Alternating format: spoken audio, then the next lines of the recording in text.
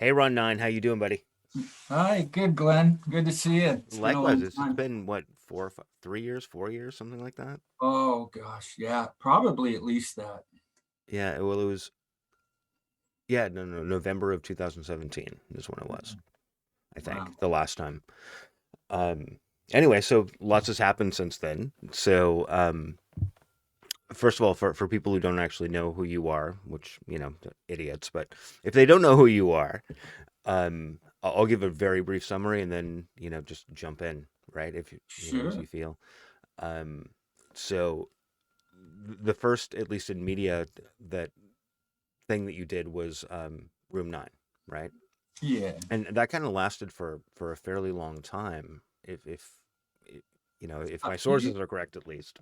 Yeah. I mean, it started off just me trying to talk some friends into picking up some instruments so I didn't have to play alone. And then, Hmm.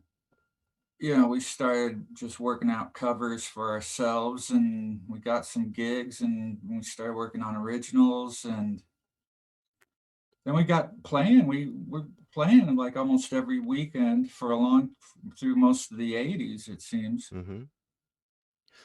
Yeah. So I let's see. I'm trying to remember. I think it was '85 when I moved here, and it took me a while to get into Seattle music and whatnot and what was going on. Um, but I think I first heard, what is it, Voices of a Summer Day? That's the name of the Yeah, album, right? Yeah, yeah. yeah.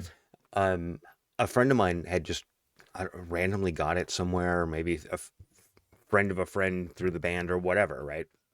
And I remember listening to it and thinking, well, that's not Seattle, right? I mean, like it didn't sound like you guys from Seattle in any way, shape, or form, right?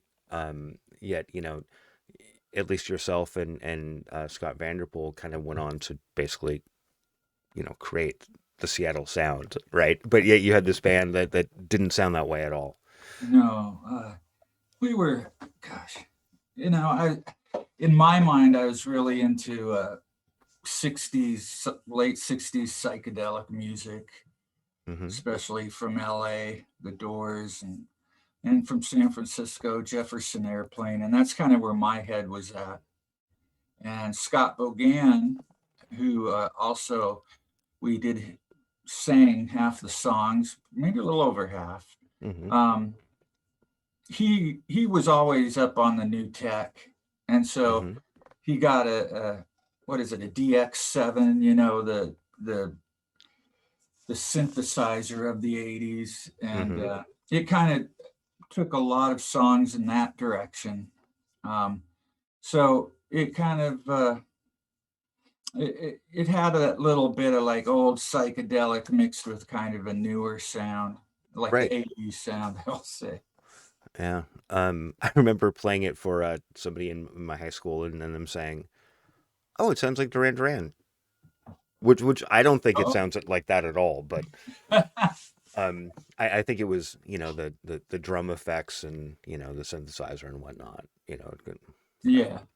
Well, Um, that may have been just his best thing that he could compare it to, and so I'll take that as a compliment. oh hell yeah, no, Yeah. absolutely, absolutely. Um, and it's funny. I was telling a guest a couple of weeks ago that the first band that I was exposed to in Seattle was Variant Cause, Mm. and for quite some time I thought, oh, this is what Seattle bands sound like.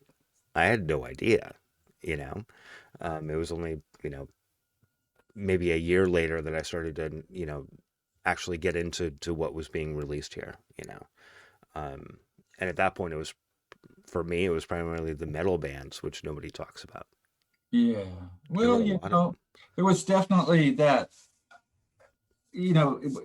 especially when you look at the beginnings of grunge, um, you know, there was definitely a metal influence that those guys really wore on their sleeve. Absolutely. Things like Soundgarden and Skin Yard. Um, and, gosh, I was talking to Daniel House just a while back because he's putting together a history of Skin Yard. And Mm. I just remember they were like one of the first bands to ever release a record of their own that actually sounded really good. And that, of course, Right. had to do with Jack and Dino being in the band, Hmm. you know. And of course, he would go on to record all the Sub Pop stuff that Right. was so seminal. Did Jack recorded? I know he recorded your first album, right? The Oh, first Love Battery. I'm sorry. Love Battery. Yeah, well, the first EP, uh, and then yeah, what happened is the first EP was kind of hodgepodge together. It don't really only officially it only came out in Tupelo Records, which was out of Australia or something, and Hmm. then Sub Pop re-released it with some extra stuff, and yeah, we recorded. So part of it was recorded in at the time Triangle Studios with Jack, Right. and then they went 16 track, and part of it was recorded in Triangle with Jack and Steve Fisk. Hmm. Uh, and then on the on the Sub Pop release, we added some songs that were older from the sessions we did for Dayglow, which was recorded at Egg Studios. Right. That's so much fun, man. Like I still like when I drive by that building that was Triangle. Um, I don't know. It's kind of shivers, man. Like I mean, it's a shitty little building, in kind of a shitty part of town, Yeah, it but used so to be much a lot magic happens. shittier too. What's that? It used to be a lot shittier too, that Right. part of town. Yeah. I mean, I love some of the pictures from like the early 80, early to mid 80s, I guess. Um, where the soundboard basically takes up the entire width of the entire building, right? I mean, because Yeah, it's that only little corner, yeah. little I mean, triangle yeah, it's corner. it's Yeah. only like 8 feet wide right there. It's like okay. Um, I'm sure there were a lot of recording sessions in there where it's like you've had two beers, stay away from the mixing board, right? Because you had to kind of like angle yourself around it to get into the sound booth, right?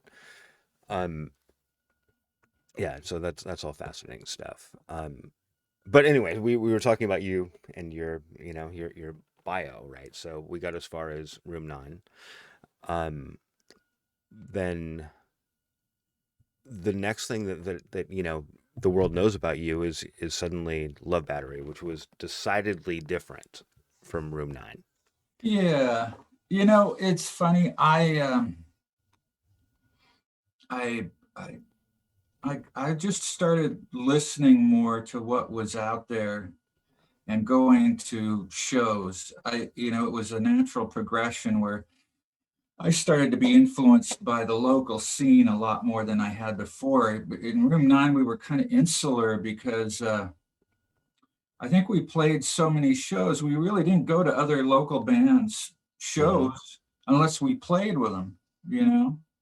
But there was a time there from the mid 80s on when I was going out like 3 4 nights a week just to see music. And I was influenced a lot by the bands I saw at the Vogue and Mm-hmm.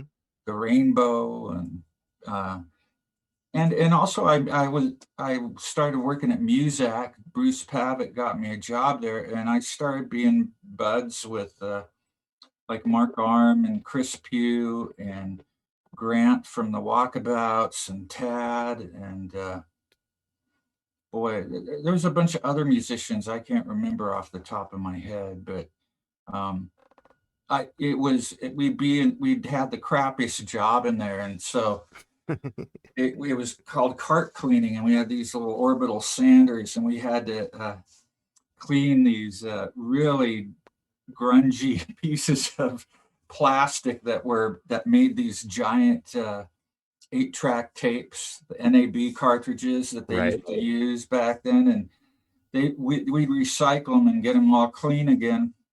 And we'd always crank the tunes in that little room. Mm-hmm. And so I started getting really influenced by what the other guys were putting on the boombox at the time. Mm-hmm. A lot of Butthole Surfers and oh, who was what was the name of that one band? It was Killdozer. Oh, killed. Yeah, Yeah. So, it was it was a different education for me, yeah. but I found myself being influenced by that. And of course, Bruce, when he started the Singles Club, he said, "Hey, Ron, if you want, if you record a single, I'll put it out." And I said, "Fuck yeah, Yeah, I'll of do course. that."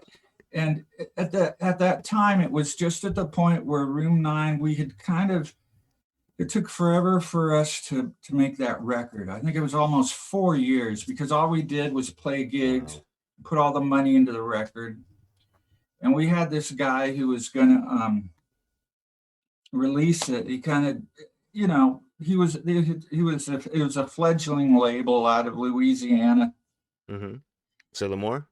and he released it. Really didn't get much fanfare, and then he was going to pay for our second album, and we actually went up to Vancouver to record in a really nice studio and use the guy who was producing Skinny Puppy and all these people.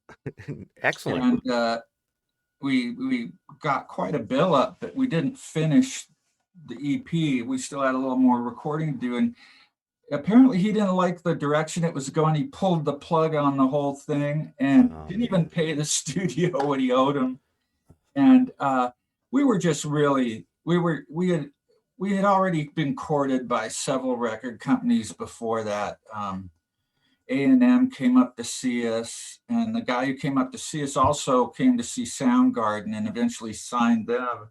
Hmm. Enigma Records, which was I love Enigma. yeah, One of Enigma. my favorite record labels of all time.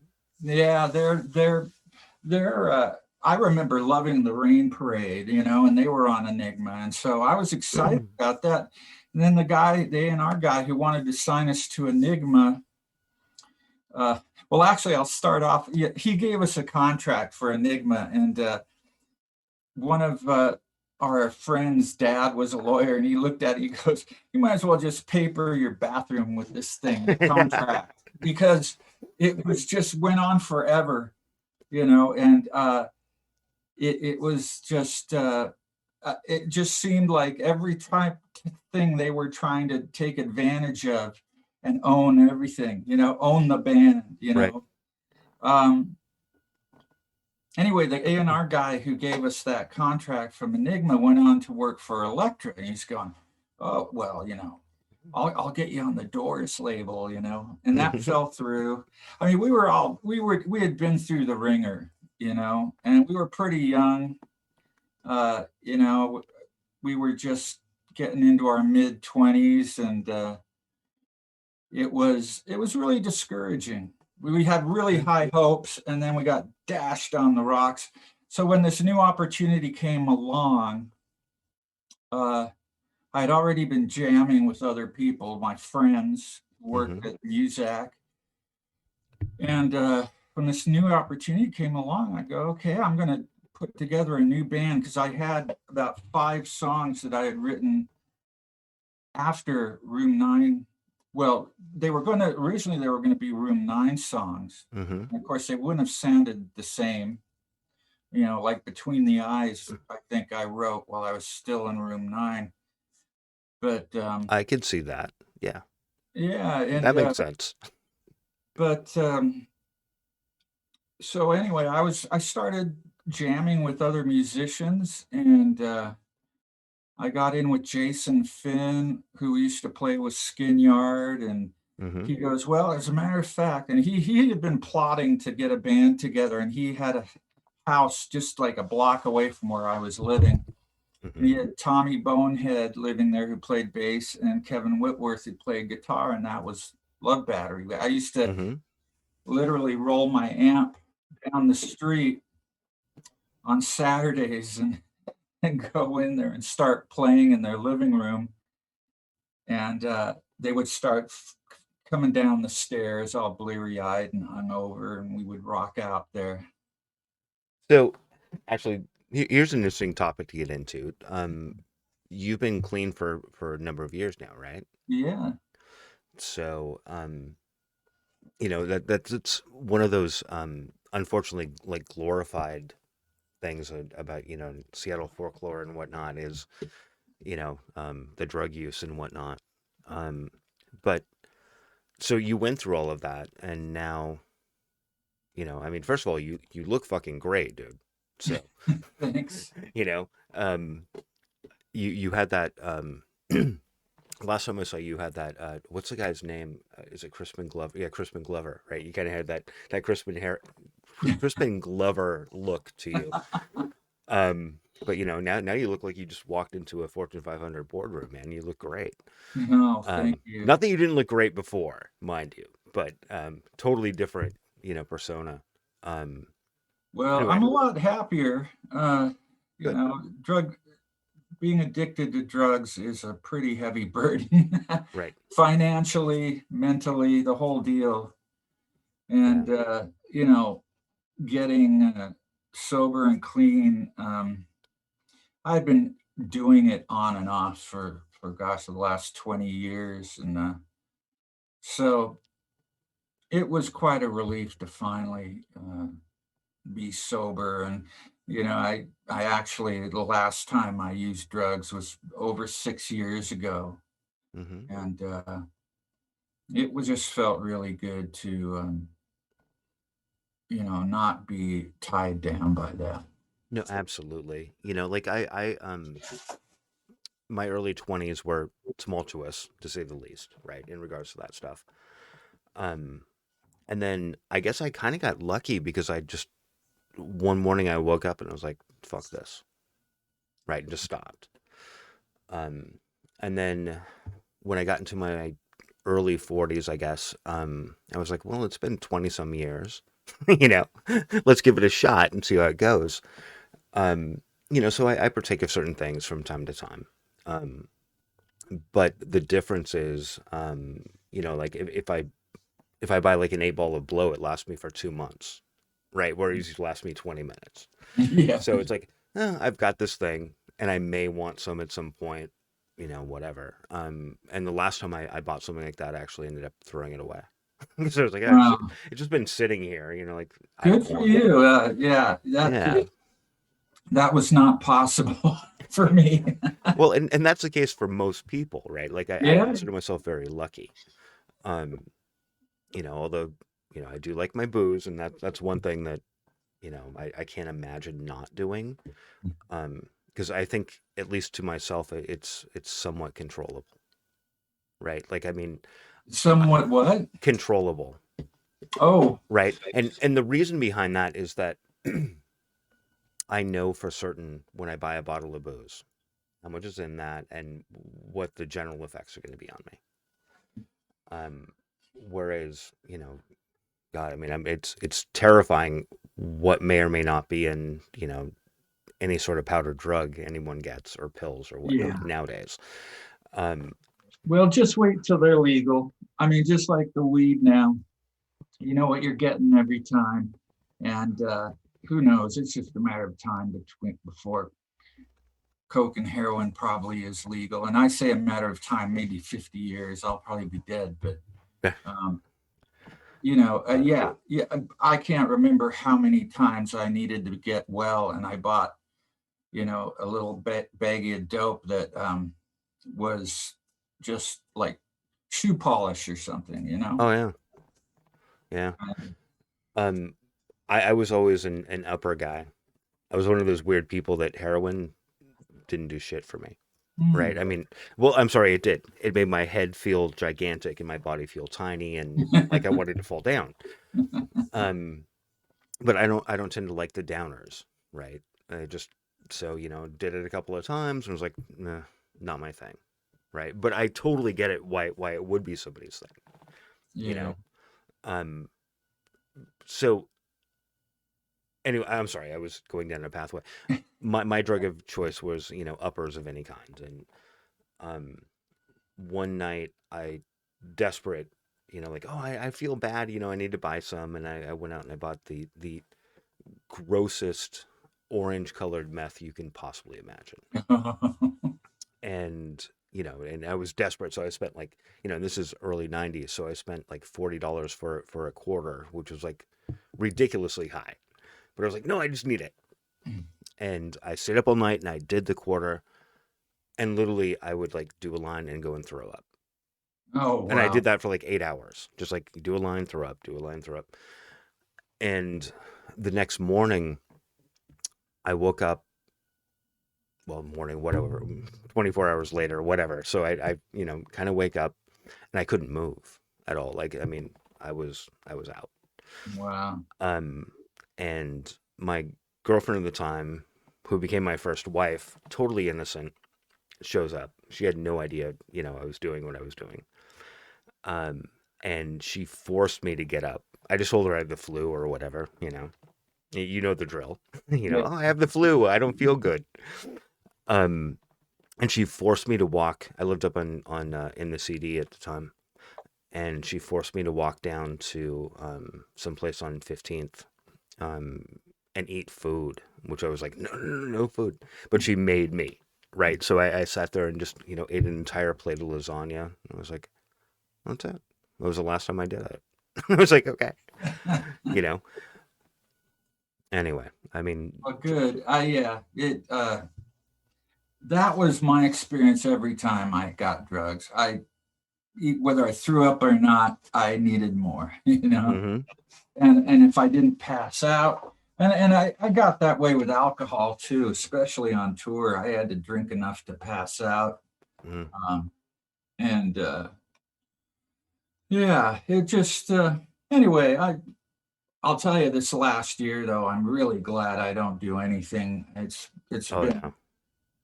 It's been a real ringer. Not only the COVID thing, but I was taking care of my mom for the longest time Mm-hmm. after my sister died, and then she died Oh, literally I'm the sorry, month. Ron. Oh, Oh, I'm that's sorry. okay. I didn't know that.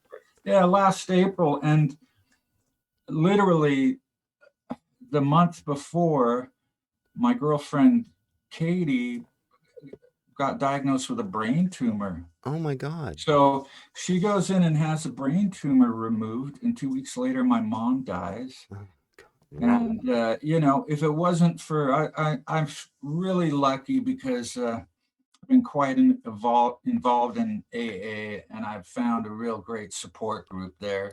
That's excellent. It was really, e- um, I hate to say it, but it was almost a breeze getting through it Mm-hmm. compared to what would have happened if I was still drinking or Oh yeah. using or even smoking weed, Right. you know. Um, so it all the getting into AA and doing the steps is really a great mental cleansing Mm-hmm. of the mind. You're forced to. It's just like mindfulness in Buddhism. You're forced to take a look at your thinking, you Right. know, and I've learned a lot about myself, and I've learned how to let stuff go that I can't control. Right. And boy, it used to be politics bothered me so much. But Especially the man, last 4 years. that's the thing.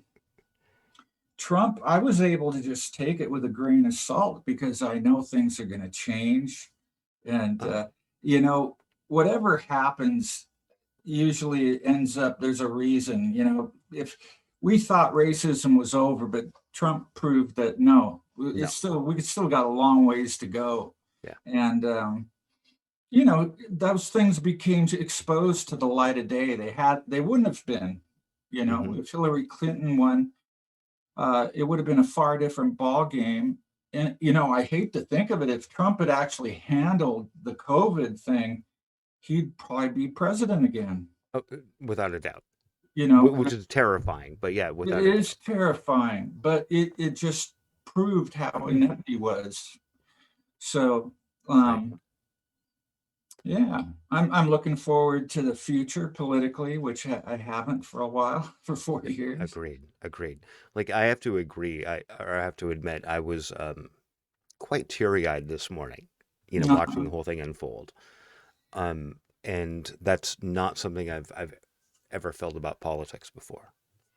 You know. well, seeing Biden actually walk to the White House, Right. Right. and not take the the official car everywhere he goes, and doesn't even step out of the car, waves. Right. Biden was fist bumping people along the route, um, from the inauguration to the White House. Hmm. It was good to see that juxtaposition of the junk food guy and the guy who actually looks like he has the energy to help this country. Yeah. No, Biden was not my first choice. Actually, Kamala was. So Ah, I kind of win-win, for me this morning. Um, the thing is, there are some criticisms about Biden that are I'm going to say quasi legitimate, right? I mean, it's not.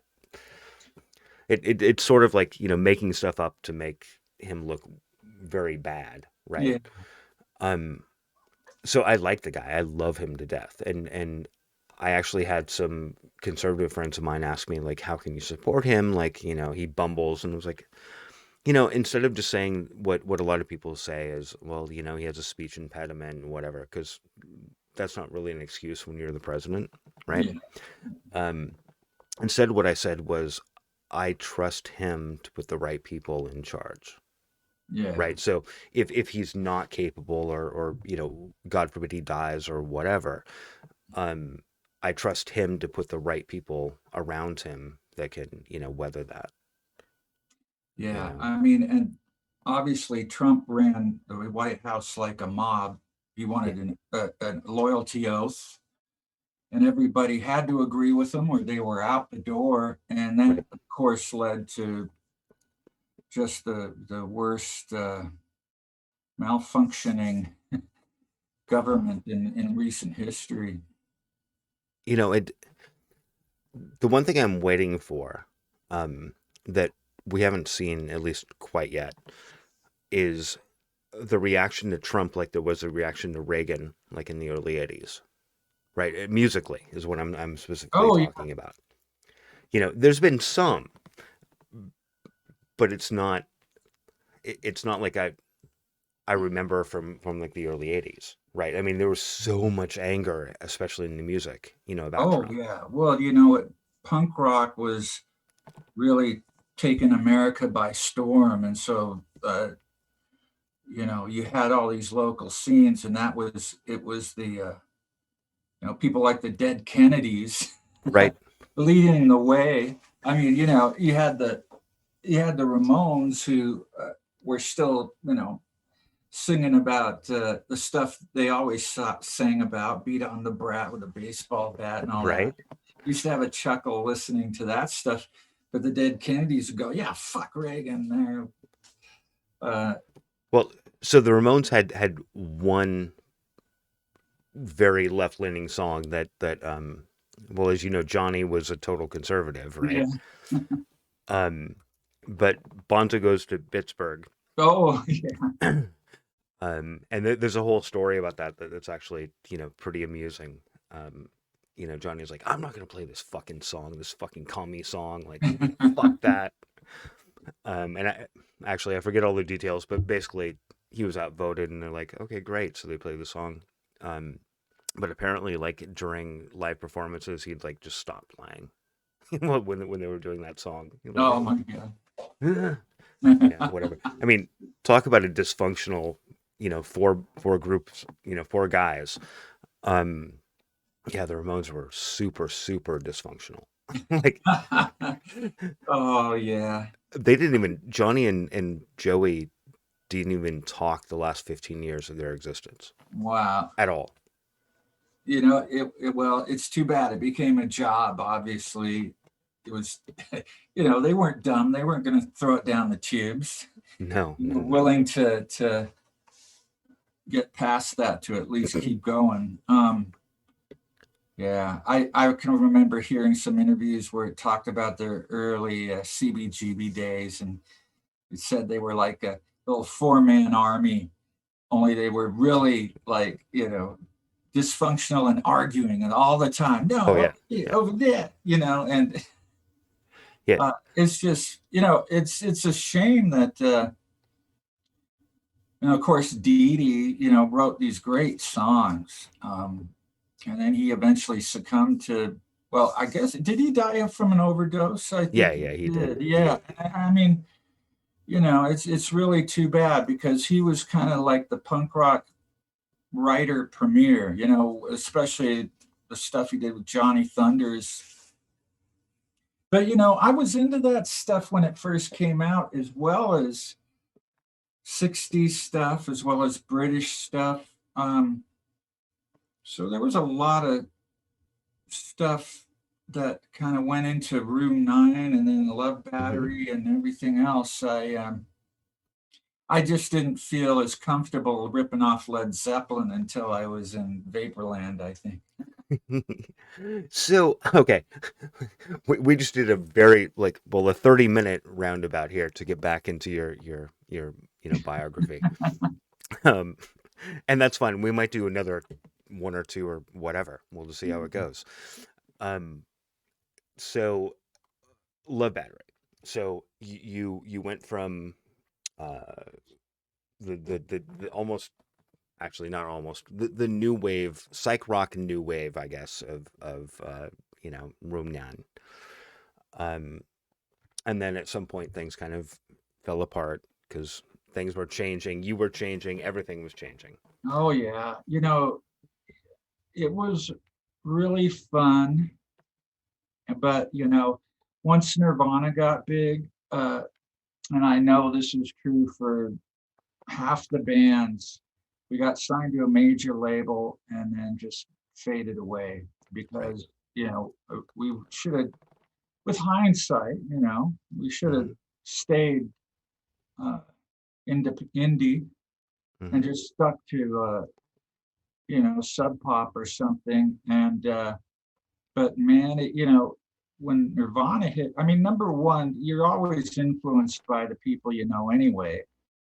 And, we played with Nirvana. I've been to millions of their shows. And when they got big, you think, oh, I know these guys. I could do it too. Right. And well, frankly, no, I couldn't. So to me that's really fascinating because I think it's a mindset that it's humans we fall into really easily, which is if somebody else does it, I can do it too. Yeah, And the reality is the majority of people who actually make it don't fucking know that they're making it. absolutely. And, There and was and that's something definitely true there. with Kurt, right? Like he Yeah, or actually all of them, you know. yeah, Although I do believe that in later years anyway, like Dave Grohl, I think he had something in his head, like he knew, yeah. right? I think he was the only one who actually did know, right? Yeah, yeah, Um, and he was ready to take advantage of it. oh, absolutely, absolutely, Obviously, Kurt was horrified by it all right, after the initial rush. Uh, but holy cow, could you? I think back about it, and I mean, could you imagine like trying to go out somewhere to a restaurant and whatever, and not being recognized and being mobbed? right, Like the Beatles or something. I mean, when I was young, I wanted to be the Beatles too, but right, I didn't know those guys. To me they were from Liverpool, might as well have been Mars. You yeah, know, yeah, so it's quite a different perspective when someone who's in the same scene and someone who you actually played with and know from going to parties and stuff. right, Um, when they make it, anyway, it was like this collective, uh, just this huge, I want to say like ego balloon that we right, all just like, all right, we're gonna take advantage of it. And we, the thing is that Sub Pop went got off got big like it did because there was a real authenticity there. right, And the authenticity really got lost once you had people, these record labels from LA and New York, absolutely, starting to throw big money around. There's nothing worse for a for a band that maybe has been recording in 8-track and 16-track basement studios to be thrown into like some, international studio that you don't really know what you're doing. It Right. probably would have benefited better to do more, few more records in the 16-track studio or something. Absolutely. And one thing, actually, you brought up a bunch of things, but the first one I'm going to tackle is that need for bands to say like, hey, okay, we've got this great sound, everything is great, but suddenly we've got like, a 32 track studio and we've got access to, $5.5 million of equipment. And so, let's create like, a Wagner opera, right? Yeah. I mean, the biggest case in point that I can think of is, Guns N' Roses when they did their double EP like Jack Off Fest, right? It's like, okay, They still dude, had hits like November Rain. There was yeah, nothing like exactly. the And first album. they're great songs, but a totally different band, Yeah. you know? And if they hadn't had the following from the other album, I couldn't have seen that really going anywhere. No, there's no Uh, way. No way. yeah. Because the heavy metal ballad was long dead by 93, Yeah. right? Oh my God. So, the fact that, and actually almost every song off of those two albums that they released as radio hits were, heavy metal ballads, basically. Yeah. So, um, it was either a lot of money that was dumped in, which I'm sure there was, or, um, yeah, the people who were just like, oh, I remember what they used to sound like, so this is fine. Yeah. I'll listen to it. Um, and You there's know, a lot of that too. Music fans are, we're fickle. what's funny is when we kind of had a house that behind the Rainbow Tavern. It was the Room 9 house because Right. I lived there and then Scott Bogan lived there. We practiced in the basement. We had lots of parties. And one day we were heading out the door, and of course, on our front steps was oh gosh, what's the name of the guy who did "I Put a Spell on You"? Um, Oh my God, I should totally know this, but I don't. yeah, I want Screaming Jay Hawkins. Screaming Jay Hawkins. Yeah, Uh, yeah, he was there, and he saw our guitars. He actually had to get up to so we could get out of our house. yeah. But Hmm. he was doing an interview on the stoop for some magazine, and he was playing at the Rainbow. Hmm. And his advice was play hungry. And I think about that. It's true. You have to when you start to relax and think you got it made. Uh, that part of the reason that made grunge so accessible was that desperation in the music. And there was a Right, lot of that desperation kind of like faded away once these bands got in the huge studios and all the big money and stuff. Um, you know, well, absolutely. It's like, Hollywood when they take an idea from like somebody like Jim Thompson, for example, right? And they take that idea and they Hollywoodize it. yeah, So it's kind of there, but not entirely. Like a lot of the bands, um,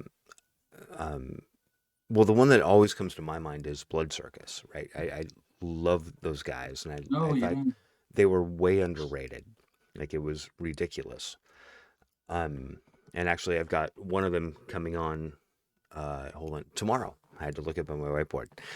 Um, and to me, it's just interesting, right? They were a little bit older, a little bit tougher, a little bit, I mean, they lived in Georgetown when Georgetown was, might as well have been Tacoma, right?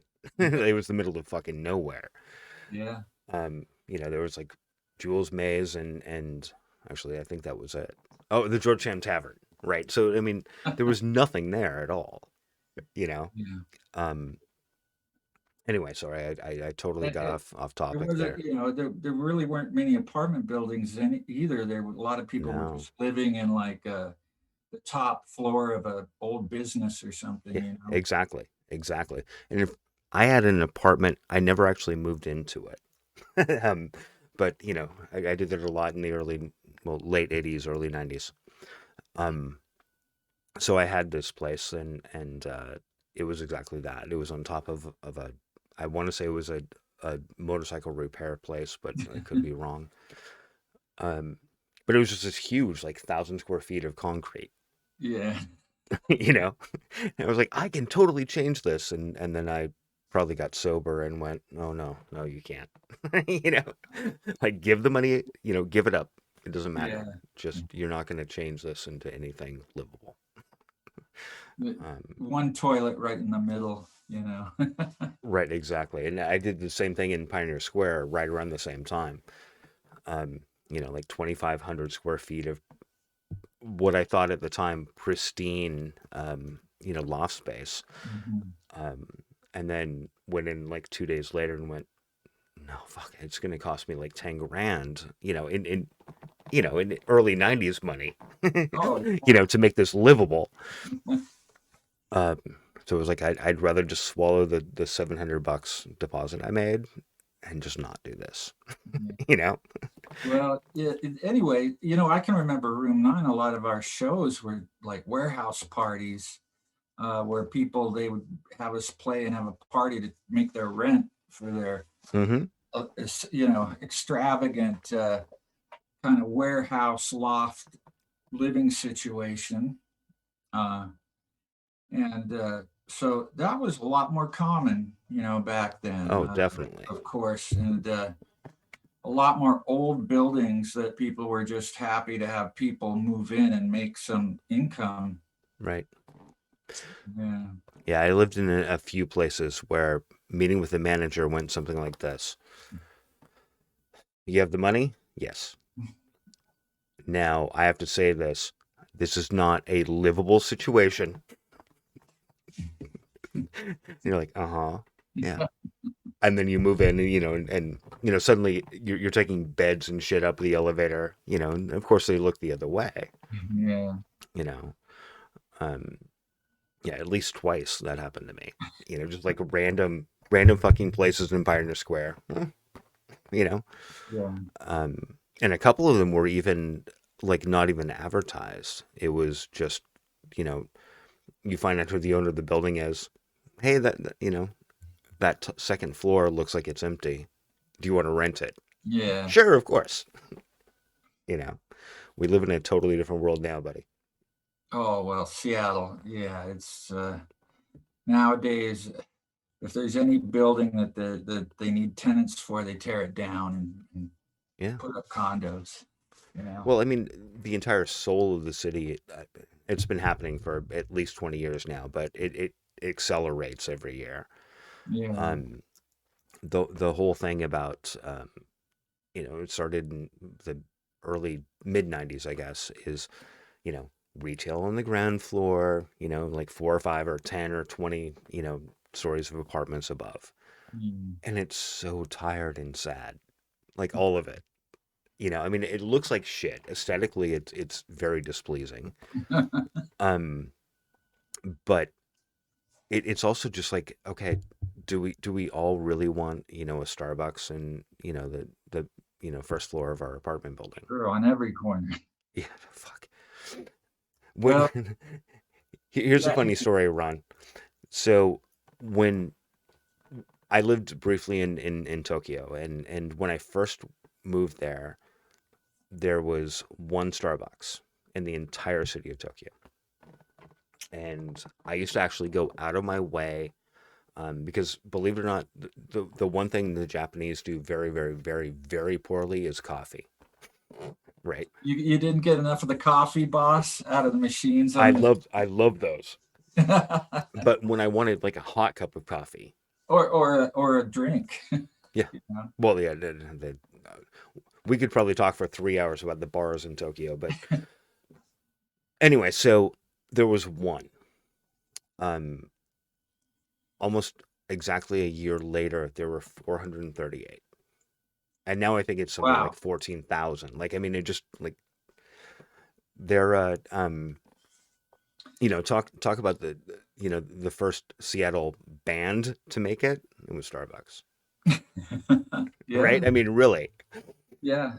Um, The first Seattle brand. yeah, exactly. Yeah. Exactly.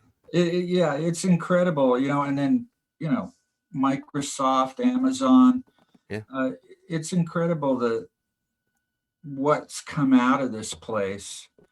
And it's, obviously the ground is very fertile Yeah. for the entrepreneurship that's come out of here. But at the same time, it's taken over. I mean, especially Amazon, when they started moving in down around East Lake and Hmm. oh, what's that street? Um, oh crap. Anyway, that one part, the South Lake Union Right. area. Yeah, you've been to my house. I live on 10th Avenue up on Hmm. Capitol Hill. The amount of dump trucks that go by my house, and they still do, but back about 5 years ago, 6 years ago, it's even worse. It like really, it like quadrupled. And all of a sudden, when I first moved into my house, I could actually talk to people in front of the house, not have Right. to yell. But nowadays, if I'm out there during in rush hour, it's not so bad during COVID. I just don't.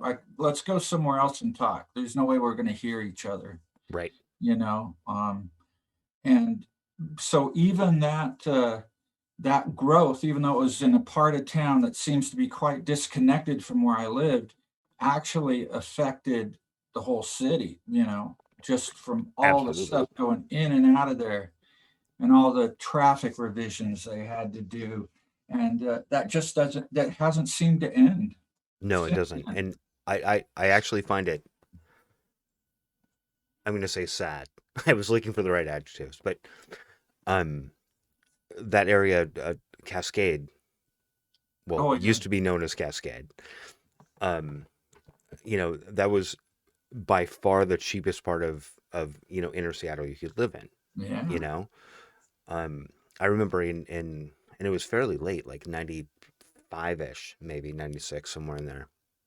I rented a place just off East Lake, um, or whatever it becomes as it winds through downtown. I always get it confused. But anyway, um, it was like a 1,200 square foot studio, right? It was basically a loft space, like this giant space. And I think I paid 475. Yeah. Yeah. You know, it's crazy the way that and it's not just Seattle. You know, um, Yeah. Any big growing city. yeah, But I remember when it used to be, oh, I want to live in San Francisco, but oh, price of the price of living there is just too much. And now Seattle's equal, if maybe even a little more so. well, it's funny. So both cities are you know slowly dropping their housing prices. Or, I'm sorry, rentals, right? Because Yeah. housing prices keep going up in both cities, but Yeah. rentals are slowly dropping. Um, they're dropping a little bit faster in San Francisco, so we might reach equilibrium, in a few months. Mhm. Um, but yeah, it's crazy. You know, I actually moved into this is a couple of years ago. Um, right around the corner from a place I lived in mid '90s, give or take, and I was paying literally 15,000% more than what I'm sorry, 1,500% more than I was before. Yeah. Um, it just, apparently that's where we are, Yeah. you know? It just, and to be like, to be a band in Seattle in the 80s, we all really just had these jobs, service jobs, these crappy jobs that didn't pay that much, but we were able to, pay the rent, maybe buy a new instrument every once in a while, and like Right. go in on a practice space somewhere, um, Hmm. and still go out and drink beer 5 nights a week. Right. It was always some place that had dollar pitchers or That's something, right. and that was the place where everyone was, where all the musicians were. Hmm. And Yeah. that I don't that's just not possible anymore. No, it's not. It's not. Um, I used to, um, well, go out as most humans have done at some point in their life. Um, and I remember when a $20 bar tab was like, holy shit! Like I've had way too much. Like I have to go home, right? No, a $20 bar tab is like, okay, well, I've got another 3 hours in this place, you know.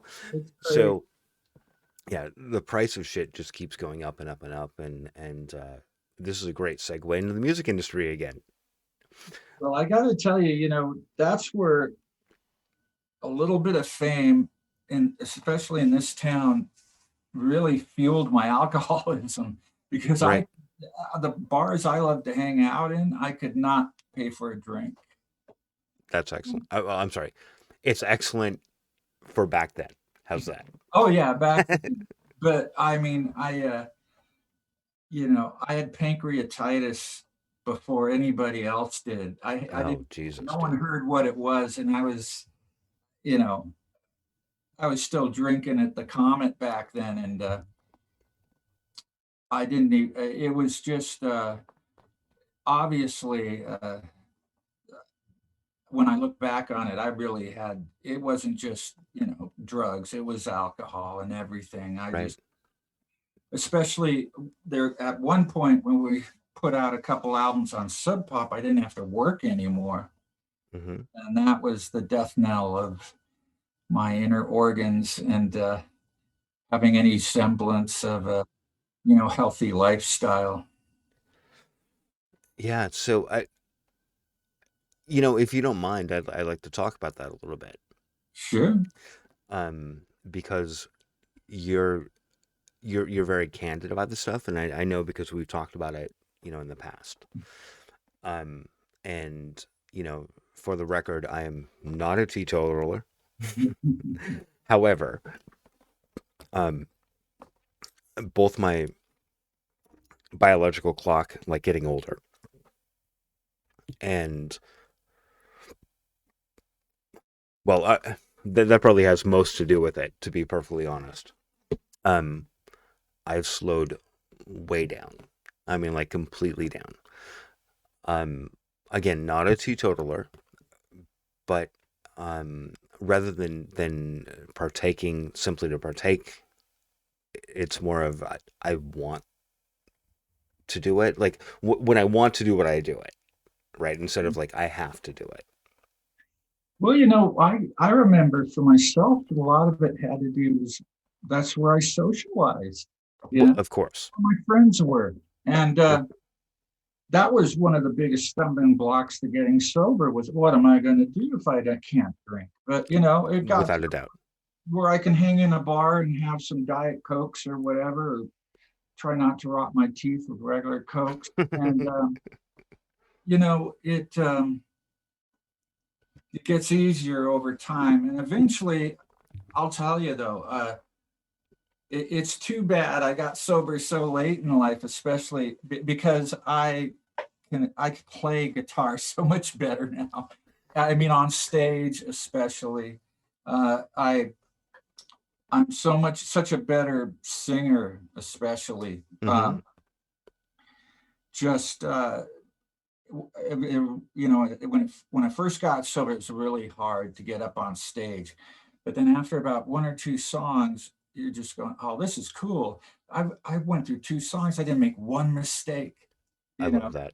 And before long, it becomes the impetus for staying sober for the Sure. rest of the. Plus, I really don't miss the ups and downs my emotions used to take. Mm-hmm. Um, I've actually, gosh, I've been meditating a lot especially the last year because of COVID. Mm-hmm. So I try to meditate for half an hour, 3 times a day. And boy, I have a different outlook on life. I don't feel like I've slowed down, but it's almost by choice because I don't have that need to go out and Right. kind of fill the hole that used to be there. I mean, I used to fill the hole with not only drugs and alcohol, but guitars and musical gear and all that Mm-hmm. stuff. So, and it's a lot more about living in the moment, you know. And that really is what got me through the last 4 years politically. No, absolutely. So you say that your hard skills, your singing, your guitar playing, whatever, are enhanced, which makes total sense. What about your creativity? That's a hard call because I used to depend a lot on weed. If I, because if I, s- I used to smoke weed 24/7, and all I wanted to do was play music. Mm-hmm. That meant I wouldn't answer the phone or anything. So actually, it enhanced musically creativity. But what I'm finding now is when I write music now, I don't feel this need to edit it to death. Back in the day when Oh, especially on weed, I was like, I'd write a song and then I'd hate it the next minute. Well, I got to change this. I got to change that. I got to change this. The guys in Lead Battery used to get pissed off at me because we thought we had a song. I go, oh no, I brought in another part. Their thing was, don't fix it if it's not broken. I said, right. I'm not gonna. It's not broken, but I'm gonna make it better. I was lucky enough that we had enough time to bang that stuff out. And it just, nowadays, the creativity comes quicker and easier. But Okay. I I, mean, yeah, interesting. yeah. And I think because I'm not so obsessed on, on editing everything, I think things come out a little more authentic too. All right. So let's dive back into your biography. Um, another half an hour later, right on cue. Um, so there was a period of time where we obviously didn't talk about, but Love Battery, you know, many tours, many albums, blah blah. Okay, so at some point you decided, I'm going to choose my words fairly carefully here. Um, you kind of wanted to do something a little bit different, and Vaporland came out of that. Yeah, it's really, again, if Love Battery, if we had still had someone who was willing to put out our records and wanted to help us tour and stuff, I think we'd probably would have kept going. Hmm. I think I really do believe that, for instance, if uh, we hadn't like been totally starstruck and gone with a major label that gave us all this money, we had stuck around and done the indie route, we may even be still around, you know. I look at someone like Mudhoney or something, and they really, I I don't know how they kept their heads through it all, but they I really admire those guys Yeah, for definitely. still being around and still putting out records. Hmm. And so it depends. You look for the opportunity, and Vaporland happened. Actually, it was going to just be a new incarnation of Love Battery when it first started out, Right. but it just ended up being its own animal. It seemed it needed its own identity. Well, yeah. I mean, the sound is similar, but not definitely not the same, Yeah. right? Yeah. Um, yeah. So what's next for Ron Nine? Like, Well, well, before COVID hit, I am still playing in a band called The Purple Strange, and that's with Kurt Danielson and Jack and Dino and Vern. Oh gosh, what's Vern's last name? I can't remember. Along with Jared Stroud, who Jared Stroud is this guy who like to write songs. He had to use a guitar and drop D tuning because he didn't know any chord shapes. So he wrote all these songs that were totally I simple, love it. but were Mm-hmm. really great because of that. Mm-hmm. And so we actually recorded that, and I think there's the process of putting that out uh,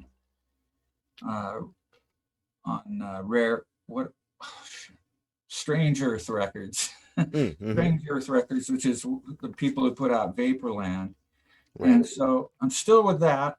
And honestly, before COVID hit, I was like going back and forth emailing John Poneman trying to get him to re-release some Love Battery stuff Right.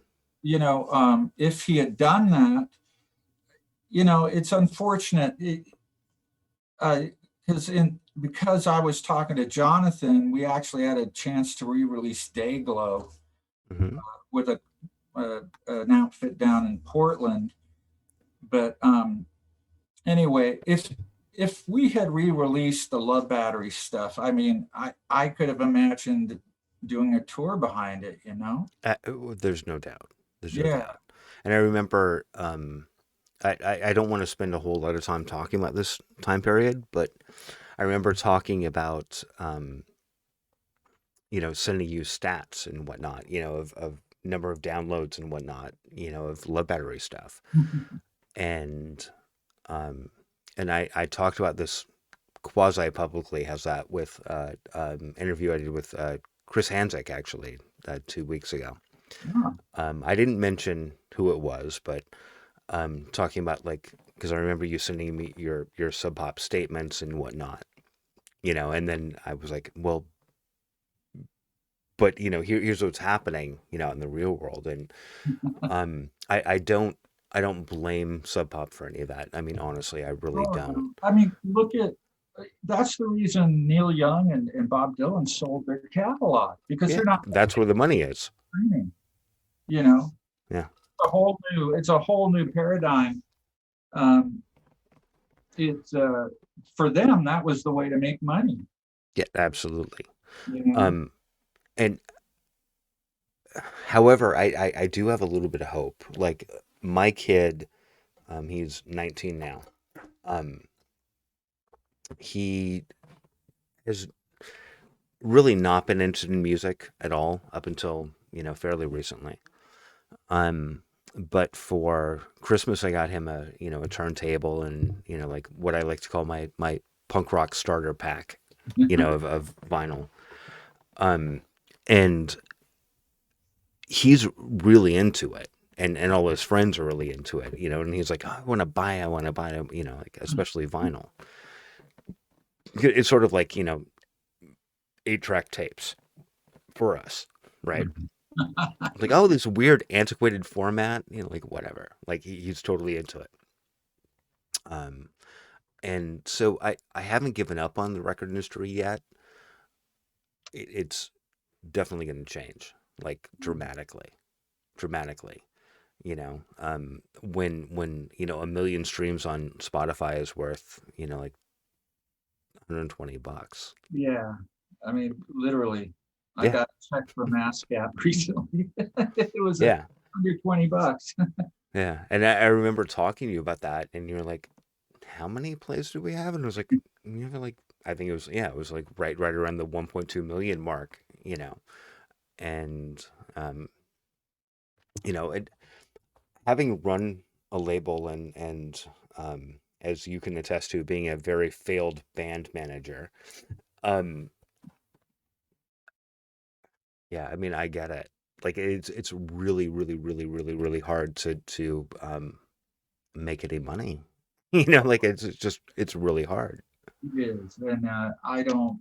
It just and still, the bands that really make it these days, it's such a crapshoot. Other than the Hmm. people who are putting out the pap.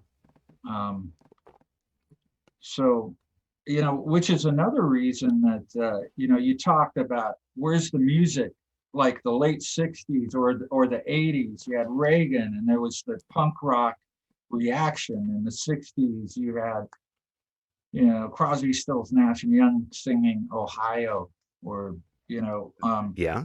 and that's what got on the radio. And same with the of course in the '80s it was all on college radio, but it there's the music just doesn't seem to be able to have a real time interaction with what's going on in the world right now. And I feel that I miss that. I mean, you can Hmm. I think it's there probably. I just haven't seen it, you know. Well, I think because we all sit and like stare at our fucking phones 24/7. And for people of like my son's generation and younger, it's 25/8, right? Like I mean they're constantly on their fucking phones. Like I said, I just got an iPhone the last 3 days. I'm so fucking proud of you, Ron. What's that? I'm so fucking proud of you. But You have entered, it comes with GarageBand on it. I, right? yeah, Oh, it's crazy. actually, This is the latest greatest, and yeah. I'm going to look up and see how it actually has a ton of memory. I may be able to hook something up and use this as my recording interface, I mean, depending on. you can. GarageBand is interesting. But if It, you really want to tweak shit, add like serious effects or whatnot, or well, it's there's probably got to not. be something out now, considering the processing power and the memory that you know something like the app of Pro Tools. Right. Oh my God. Pro Tools is the most frustrating software in the world. Like something very simple. Like I just want to copy this little thing and I want to move it over like half a second. Well, that's the trouble. Half a second is the hard part, but if you want to just copy it and then paste it, so you like the drummer is really on for about 30 seconds, just Right. that for the whole song. Um, it's great at. Uh, yeah, it's I got pretty good at Logic, which is what I used for the Cubase. Vaporland. Actually, Logic is different than Cubase. Oh, is it? Oh, okay. I Yeah, thought it was the same company. and so it was actually on a PC, and the PC by now is over 10 years old. I don't even go on the internet with it. I Hmm. got a new PC after my mom died. I took hers because I bought it for her just a few years ago, and it's actually got all sorts of great processing power and stuff. So I think what we should do, Ron, is I would love to come over and help you sort that out. I think there would be a lot of fucking fun. It would. Um, because it doesn't take a whole lot, you know. The What I'm recording all this on, um, I don't know, less than 2 grand. Mhm. Um, but I'm able to edit video in real time and whatnot, That's on it. So, that's um, I can do that on the new iPhone too. well, you can, but you're never gonna get Yeah, you're never gonna get that sound quality, right? It's like you probably have an analog mixing board somewhere in your studio, right? yeah. Yeah, so you're never gonna match that. You can come kind of close, and with filters and whatnot, you might be able to pull it off. You know, it's Um, true. It's you know, I even watching like Jack and Dino work. He records to Cubase, but he puts it all through the old Trident board from the right, '70s or whatever. And there's just a lot more subtlety to be had there. right. And watching Jet work is fascinating because he's like he does his stuff and then he puts on his huge glasses to Mhm. like look at the screen. And he's like, okay, Oh man, and then just like mixes shit around and okay, that sounds he got awesome. it down, and I love it. He's developed this process where he edits as he records. Yeah, So you do a guitar part, and he goes, "Oh well, oh you screwed up there. Well, let's take a little bit out of this other guitar part and just put it in there, and oh, I don't have to redo it. Oh, good. You know, as a right. musician, you get kind of lazy. Uh, Yeah, I think he just hears it like yeah. in not even real time, like pre-real time. Well, he's been doing it so long, and you know, it's great to watch someone who's just mastered Oh their yeah, art yeah. like that. It was, like when and again, this is one of those things I didn't really want to get into, but here we go. When I watched him record, you in that third or fourth incarnation of Skycrow's Mary, whatever the fuck it was. Um, and I remember like as I was walking into the studio and I was told by somebody who will not be named, you can't come in because Jack is like, unless you're in the band, you don't come in. And what I said was, well, fuck you, I'm paying for it. I'm coming inside. Like, end of story. And there was some pushback. And then I said, well, tell Jack I actually have the check to pay him. Right. And so, anyway, and it wasn't that bad. I'm actually exaggerating a little bit. Oh, But, I mean, well, Jack himself doesn't care as long as you're oh, quiet. he doesn't give a Yeah, fuck. yeah, yeah. Um, and so, but it's funny you mentioned that because that was the whole thing. Like, I've been at, a fairly large handful of recording sessions. But when I was in Dino's studio, I was like quiet. Like I didn't say a word, like nothing. I just watched. Well, you know what's great is even if it's like bedlam behind him, he still like focuses in Oh yeah, and yeah. just gets it done. And oh yeah, wow! Talk about going through the ringer with that particular band experience. Well, I mean, we can talk about it. I want to be a little bit careful just because. Oh, I think it's better to let it go. You know, they're back in Jack's studio. No, I know, And and he's this is like talking. the third album since.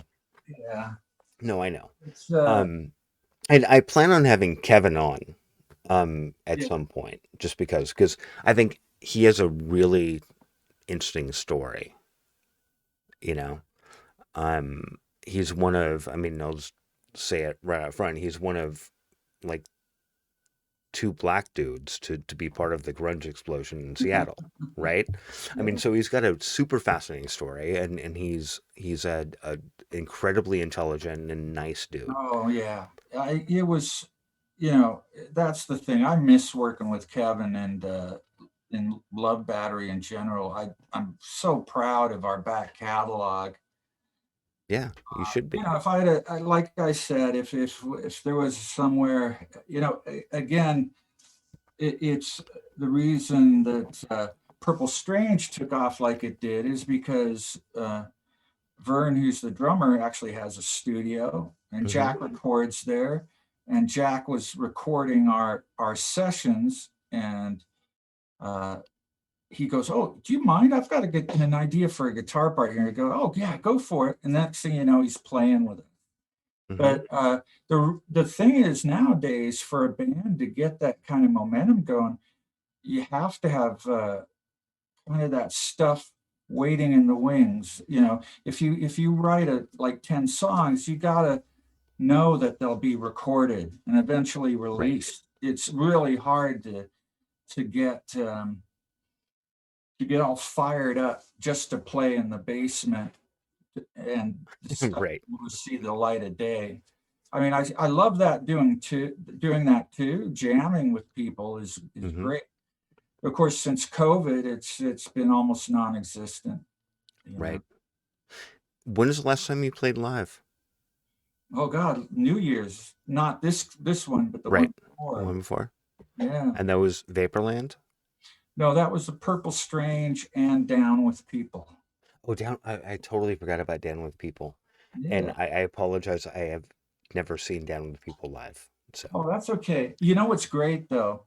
Because of that performance, Jack just flipped over Down with People and he's all ready to record us, oh, that's awesome. you That's know, great. and so of course everything got put on hold, and then Katie got sick and stuff like that. Hmm. So I'm okay with this lapse in availability of getting that stuff done because I had Sure. really I'm just getting the estate, like I had to hire a CPA and a lawyer and Oh, get the man. estate worked out. It's actually big enough. I'm going to inherit a house and some others, it's Hmm. um it's a kind of a big deal, and it took all of last year to kind of like work everything out and not Hmm. pull my hair out over it. And so it was actually a welcome reprieve Right.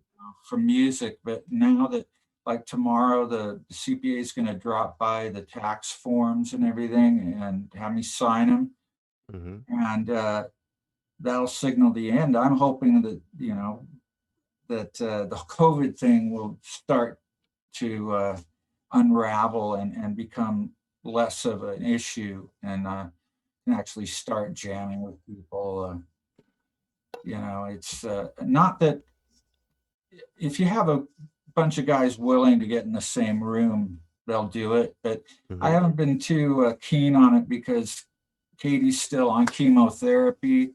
Hmm. Last thing she needs is for me to bring home COVID and give it to her. Right. So I've been really careful, and Yeah. No, I'm with you on that. yeah. Um, Um, I think, my actually, since we last talked, I've gone through divorce number two, oh, and am on to relationship number whatever.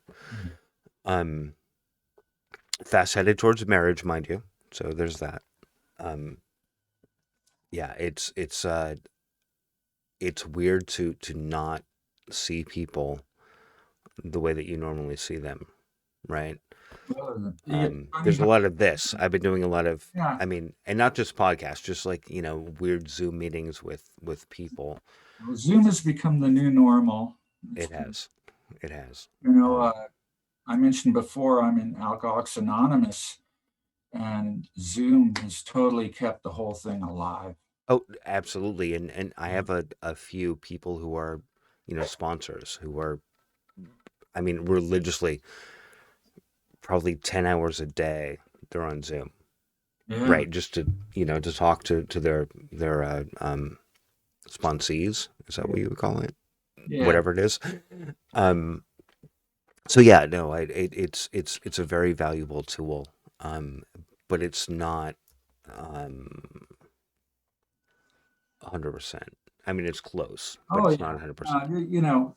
The kind of no, you really get I miss that physical interaction, hugging people and Hell stuff yeah. like that. I mean, I think that's a basic human need.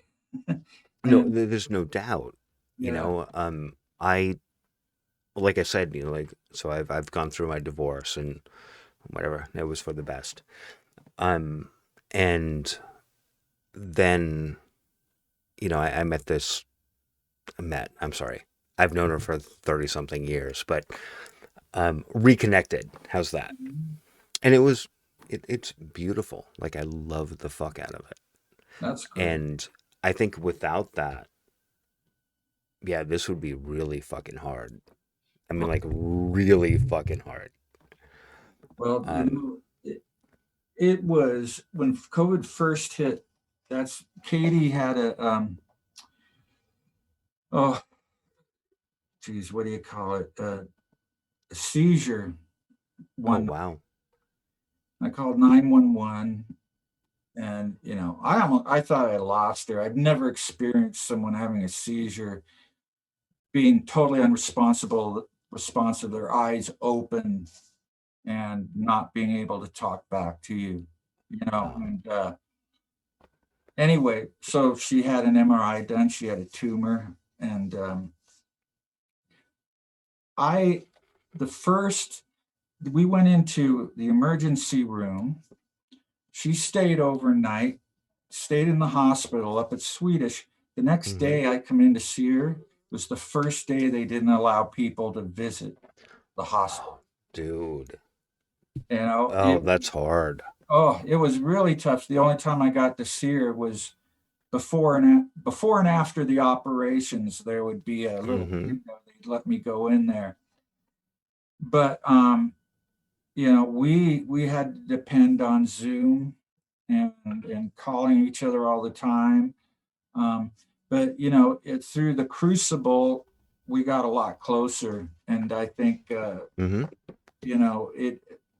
Same thing with my mom passing away. I wasn't able to visit her for the last 2 months, Oh, that's hard. except when I took her to the hospital because she had these problems. She actually died of an undiagnosed issue. She had a blood clot in her lungs Oh wow. and a pulmonary embolism, Right. and it had gotten undiagnosed for years. And so the last time I got to hang out with her, I took her to the emergency room, and they just let her go the next, that night when they found out she didn't have COVID and all that stuff. Right. And she had been, she was in the midst of some very heavy duty dementia. It's called Lewy body dementia that people get when they Oh have yeah. Parkinson's and stuff. But we really bonded that night. And then the next week, she went into the emergency room. They wouldn't let me in. Hmm. And then they only let me visit her in the hospital room when she was on hospice. So it was really a trip, but I got to look at it as at least she was 94. And Oh most people don't live that long. no, they don't. And so, you know, it, it's been all I can say. I'm so fucking happy I'm clean and sober to Yeah. No go kidding. through that shit. It makes it much easier, and having a support group of Yeah. people who are willing to listen to stuff, Well, yeah. I mean, I know how close you were with your mom. yeah, Um, and I, I mean, we're all reaching that point where it's going to happen sooner rather than later, right? yeah, Um, and I've had a few scares on, well, on the dad side, not the mom side, at least not yet. Um, and I think I've kind of I've reached a point of zen. I think yeah, it's like it's gonna happen. And I think some of it came from me recognizing my own mortality. mm-hmm. You know, and I used to be terrified of it, and I'm not at all anymore. I'm not scared. Well, my dad died around 2005, and my sister died of cancer 2 years after that. Me and Hmm. my mom were the only ones left. Right.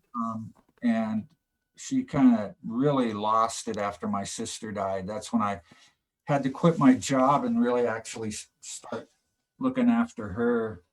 Hmm. Um, but there was this feeling that we were the two survivors of the family, and the only other family I have is up in Canada, a couple of cousins and an aunt.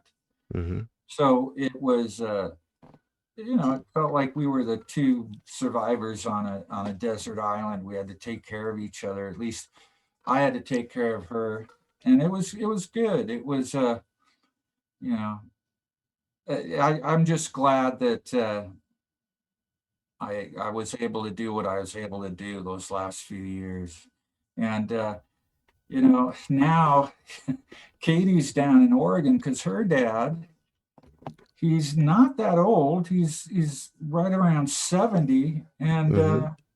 but he's been fighting cancer, and now all those years of radiation and shit, all this stuff is starting to happen to his body from the result of Yeah. stuff like, you know, and frankly, it's kind of it, it's almost like just one thing after another, Mm-hmm. But So it's kind of interesting, and this is not a weird conspiracy theory. Trust me. I've known more people who have been perfectly healthy, or at least, seem to be perfectly healthy, and they go in and they get a cancer diagnosis, and 3 months, 6 months, whatever later, they're dead. And my feeling on that, um, totally not scientific, just from my gut, is once people know they're going to die, or at least they fear they're going to die, they just die. Like it's taking away any reason to continue to live, right? If you think you're going to die, yeah, well, then who the fuck cares? And it's sad to watch. I've watched some extraordinarily strong humans go through that, and people that just weeks before, I'd been out with, and you know done strenuous things, like and then they're dead. yeah. You know, it's the human mind. I think has um, a lot more to do with our state of physical being than people give it credit for. Oh, absolutely. You There's know, no doubt.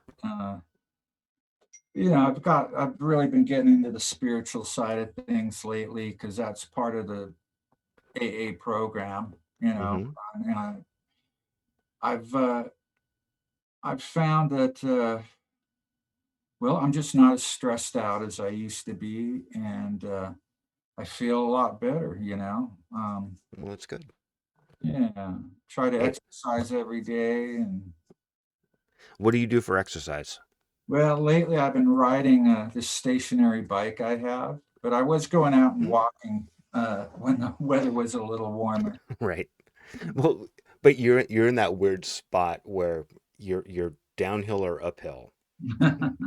So, it's like you don't want to walk all the way down to Cornish or whatnot, because then you have to walk back up that fucking hill, Yeah. right? Well, I would do this big long loop around Volunteer Park and then around this Lakeview Cemetery Oh, okay. and then That back works. home. And it usually took me about 35 minutes or so. But That's not yeah, bad. so actually all the climbing was right at the beginning and it wasn't that bad. So the very end was kind of the cakewalk. Yeah, you have stairs in front of your house, right? Yeah.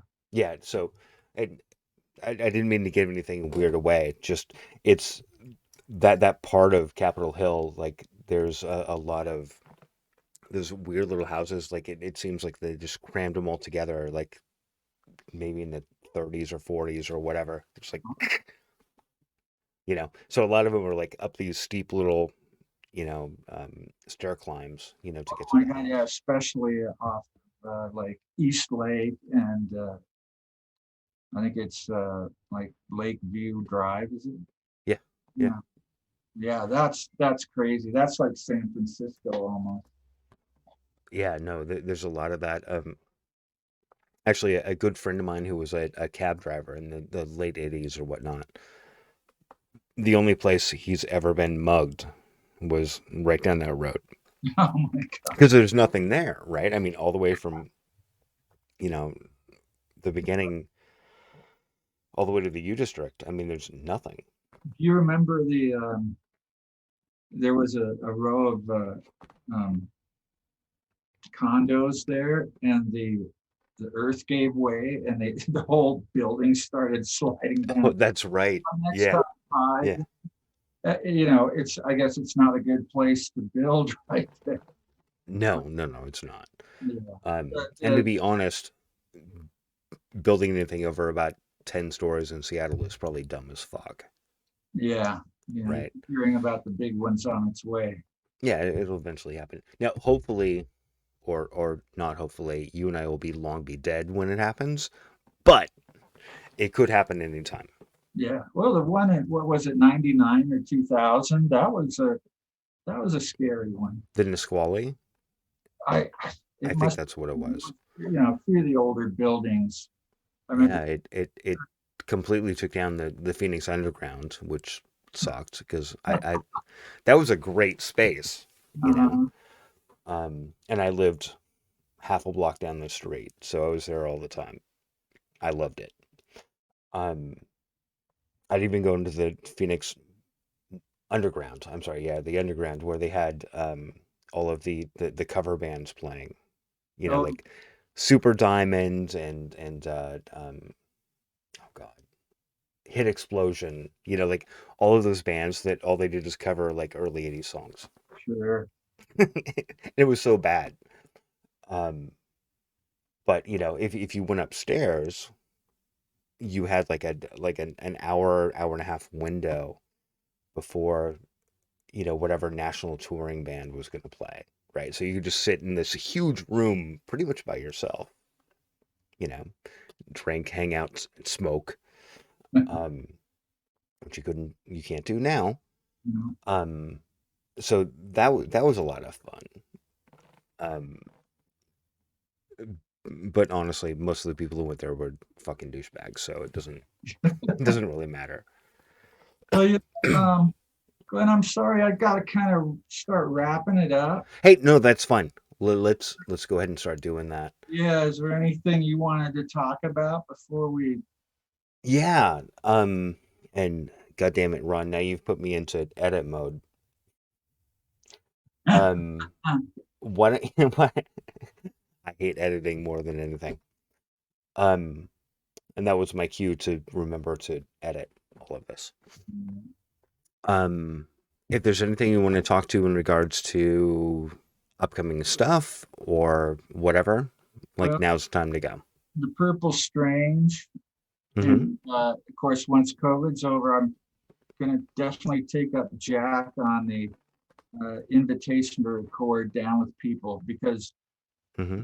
those are my two oldest friends, Scott Bogan, who was in room 9 with me, Scott Vanderpool, who started Mm-hmm. out in room 9 and then went down to Olympia. And Scott Vanderpool was a conduit for a lot of the people down in Olympia coming Yeah. up to Seattle.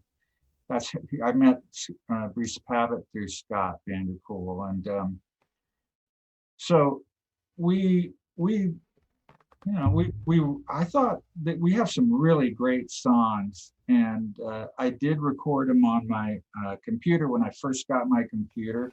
It was Mm-hmm. the first batch of stuff I ever tried to record, and besides, if Jack's willing to re-record something you did long ago, I would do it anyway. Um, Mm-hmm. so I'm looking forward to that, and frankly, who knows? I'm very open to what looks promising. Mm-hmm. That includes Love Battery and everything. Like I said, if Sub Pop, if the reissues hadn't kind of fizzled out, um, I really, we had a chance. This booker from Europe wanted us to come over there and stuff. But I just go, without some kind of new product or something, it Mm-hmm. it just doesn't seem worth it. And so, Yeah, well, I mean, unless you have the right guarantees, right? Which yeah, yeah. I those are mean, hard to get. I'm not. I don't know if I'm willing to go over there and not come back with money. You Well, know, yeah, no, absolutely. yeah. Back in the days, I didn't mind going over there just to, if I knew I could eat and sleep in a, a nice place. Well, not even a nice place. But the fact is those days I want to be, I'm not up for sleeping on people's floors anymore. No, fuck no. No, no, no. I mean, I don't even sleep on my own floor, much less somebody else's. I mean, I remember that was the main, that was like the dream when Love Battery first started, was just jumping in a van and going across the country and sleeping in the van on floors, whatever. And that happened. Um, and then, it's so funny because that was my dream. And then Nirvana hit, and all of a sudden, like everything just got blown out of the water, Right. proportion wise. And that very simple dream, that very indie dream, just kind of got blown out of the water by all this attention on Seattle. Yeah. It's crazy. Ron, I have a feeling we could probably talk for another like 2 hours, but I'm gonna Oh, let you go. absolutely. Maybe we could, it's good to see you, Glenn. Oh, likewise. Like, Yeah. I mean, we should get coffee soon. Like once. Well, I'm sorry. Once we actually can do that. Uh-huh. Um, you know, I do remember. I think it was the last time I saw you was at Lost Lake, and drinking the coffee there was like, oh my God, it was like fucking rocket fuel. Oh, yeah. I Oh, my remember like God. I was like, I have to go outside and have a cigarette. Like I can't communicate. Yeah. That was crazy. Yeah, it was. It was. Um, anyway, let's wrap this up. Please give Kurt my love because I'm gonna have him on too because Cool. he's another super fascinating human. Oh my God. Kurt just has the greatest stories, and he's like an orator. Yeah, Really is able yeah, to keep stuff going. yeah. And Kevin as well. Like, Yeah. because again, his take on all of that time period is going to be a little bit different Oh than yeah. most people's. Oh my God. Yeah. I'm really fortunate to have had a chance to play with such two great musicians. I Call them my friends. It's yeah. really, I'd love to play, but hopefully we'll play soon. We'll see what happens. No, I totally get that, man. Yeah. Hey, I'm gonna wrap this up. Anything else you want to say? Oh, nah. Oh, come on. We love you, Cincinnati. Nothing like that. I mean, come on. Well, I Y- all I can say is I'm looking forward and not backward because I things are going to get better, as Howard Jones said in the 80s. Howard Jones. Oh my God. Okay. On that note, we have to go because now you got me spending on Howard Jones. Yeah. So, all right, Ron. Hey, love you, brother. Be good. Love you too, Glenn. Cheers. Thank you.